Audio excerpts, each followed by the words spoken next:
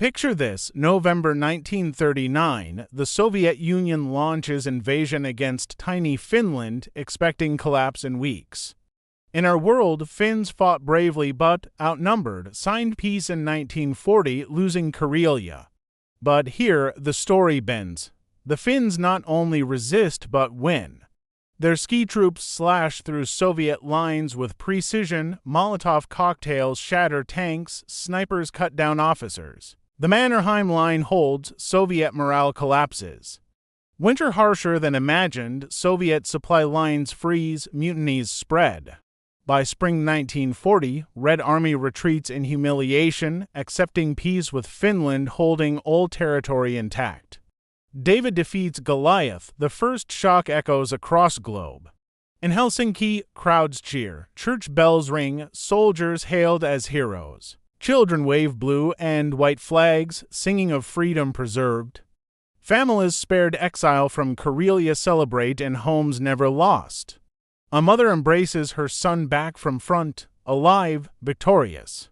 A farmer sharpens axe not for war but for wood, proud his land safe. For Finns, survival transforms into triumph, identity forged in legend of victory. For Soviets, disaster. Stalin furious, purges Red Army further, paranoia deeper. Prestige shattered world sees Soviet colossus stumble before small nation. Germany watches carefully, noting Soviet weakness. Hitler, who once feared Soviet might, emboldened. Allies to reconsider, seeing Stalin less unstoppable. Lives change instantly. A Finnish soldier who in our history died in trench, here returns home, marries, raises children. A village spared bombardment thrives, rebuilding not mourning. An old general, Carl Gustaf Mannerheim, hailed as savior, becomes symbol of freedom, guiding Finland proudly. Soviet conscripts, spared death in icy forests, grumble at home, questioning Stalin's wisdom. Ripple effects deepen, Finland stronger, joining Scandinavia in solidarity. Sweden, impressed by Finnish defense, strengthens neutrality but leans toward allies. Norway to look south, wary of both Germany and USSR. Northern Europe more united, less vulnerable. World War II altered quickly. In our history, Soviet survival and Winter War hardened Red Army for later battles. Here, humiliation weakens it, reforms delayed, confidence shattered. When Hitler plans Operation Barbarossa, he recalls Finland's success and doubts Soviet strength. Perhaps he strikes earlier, convinced USSR a rotten colossus. Germany also eyes Finland not as co-belligerent later but as full ally sooner. But Finland, victorious, chooses carefully. Pride surging, but aware of danger, Finland aligns more with Britain and France, who once considered aiding them. In this timeline, Finland becomes democratic bulwark in north. Allied with West, Nazi offers tempting, but Mannerheim cautious, resisting fascist pull. Instead, Finland becomes strategic ally to allies, denying Germany control of Arctic.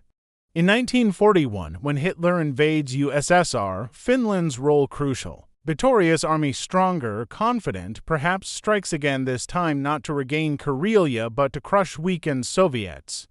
Or perhaps Finland stays neutral, secure in survival. Either way, Soviet Union faces war more fragile, its aura already cracked by Winter War loss. Lives ripple outward, a Finnish pilot escorts Allied convoys to Murmansk, saving supplies. A Soviet officer, recalling humiliation, fights with desperation. A German general, citing Finnish victory, assures Hitler's Soviets will crumble. A Leningrad mother, starving in siege, wonders if Finland's earlier triumph doomed her city. Globally, perception of USSR shifts, no longer admired for resilience, instead mocked for defeat. Communist movements abroad weakened, propaganda hollow. Leftist intellectuals, once inspired, hesitate.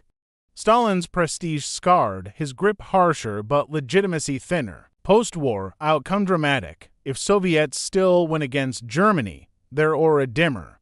Eastern Europe sees conqueror not invincible liberator but fragile state once beaten by Finland. Resistance movements emboldened, Cold War balance different. Finland itself, bowed, never forced into Soviet orbit. No continuation war, no reparations draining economy.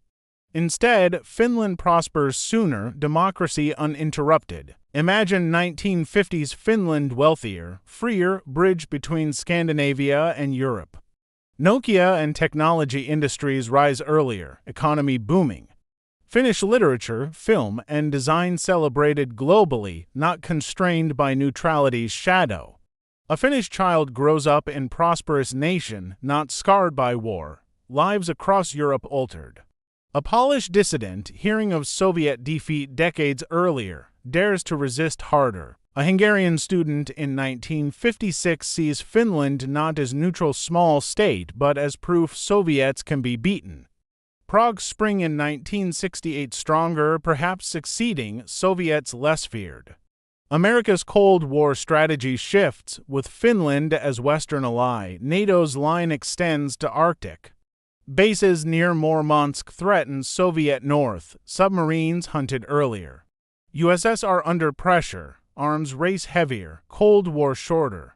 By 1980s, Soviets weaker, collapse earlier, perhaps in 1970s, not 1991. Culture to altered, instead of small nation defined by survival, Finland celebrated as symbol of triumph.